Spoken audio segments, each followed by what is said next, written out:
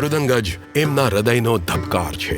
શ્રી તિરુવારુર ભક્તવત્સલમ, પદ્મશ્રી 2026. તિરુવારુર 18મી સદીમાં કર્ણાટક સંગીતની ત્રિમૂર્તિ કે સંગીત મુમૂર્તિનું જન્મસ્થળ.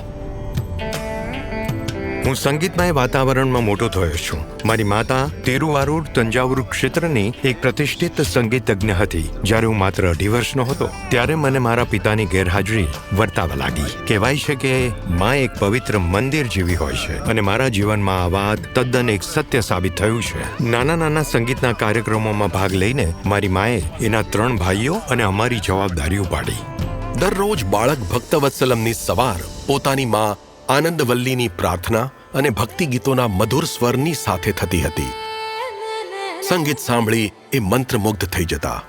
માએ એમને સંગીતનું શિક્ષણ આપવાની શરૂઆત કરી. આ જ પ્રારંભિક શિક્ષણે એમના જીવનભરની સંગીત યાત્રાનો એક મજબૂત પાયો નાખ્યો.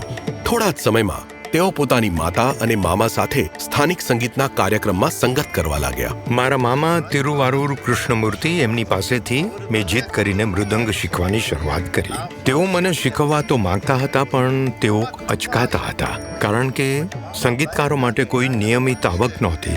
તેઓ નહોતા ઈચ્છતા કે તેમના જેવો સંઘર્ષ મારે કરવો પડે. એ વખતે ચેન્નાઈ ભારતીય રાષ્ટ્રીય સંગીતનું મુખ્ય કેન્દ્ર બની ચૂક્યું હતું, જ્યાં મહાન વિદ્વાન કલાકારો આવીને વસ્યા હતા. જ્યારે હું મદ્રાસ આવ્યો ત્યારે હું નહોતો કોઈને ઓળખતો કે નહોતો કોઈનો સહારો. મારી માં મારી સાથે આવવામાં અચકાતી હતી. મેં એક નાનકડો ઓરડો ભાડા ઉપર લીધો અને બહુ વિનંતી કરીને મારી માને મારી સાથે લઈ આવ્યો. મારા માટે એમણે જે ત્યાગ કર્યો એની કલ્પના પણ થઈ શકે એમ નથી. મારા માટે એ જ નાના ઓરડામાં રહેવા લાગી. અમે એક એવી વસ્તીમાં રહેતા હતા જ્યાં નાના નાના ઘર એકબીજા સાથે જોડાયેલા હતા. હું પાડોશીઓને હેરાન નહોતો કરવા માંગતો. બારીઓ ઉપર મોટા પડદા લગાવીને ઓરડાને ધ્વનિરોધક બનાવતો અને કલાકો સુધી અભ્યાસ કરતો. લગાતાર 10 વર્ષ સુધી આ જ મારી દિનચર્યા રહી. એક વખત પ્રસિદ્ધ ગાયિકા M.L. વસંતકુમારી સાથે વ્હાઇટ હાઉસમાં એક કાર્યક્રમ દરમિયાન આયોજકોએ એમને વિનંતી કરી કે તેમના માથે લાગેલું પારંપરિક વિભૂતિ ચિહ્ન હટાવી દે, પરંતુ ભક્તવત્સલમે ના પાડી દીધી. એમના માટે આ એમની ઓળખ અને આસ્થાનું પ્રતીક હતું. ત્યારબાદ એમણે ગર્વથી એ વખતે કાર્યક્રમ પ્રસ્તુત કર્યો. 1992માં એમણે બાર્સિલોના ઓલિમ્પિક્સમાં એક કાર્યક્રમ પ્રસ્તુત કર્યો અને ત્યારબાદ મહાન કલાકાર મંડોલિન શ્રીનિવાસ સાથે એમણે વિશ્વયાત્રા પણ કરી. ભક્તવત્સલમને પ્રખ્યાત સંગીતકારોના સાથે ભારતીય સંગીત જગતની એક વિશેષ ઓળખ અપાવી દીધી.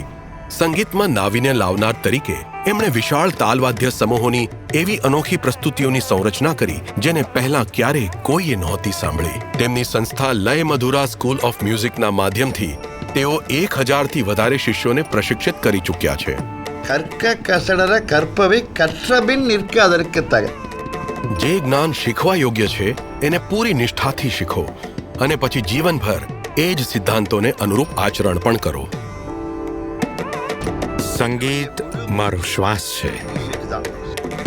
આવતા જન્મમાં પણ હું મૃદંગ જ વગાડવા માંગુ છું. શ્રી તિરુવારુર ભક્તવત્સલમ, પદ્મશ્રી 2026.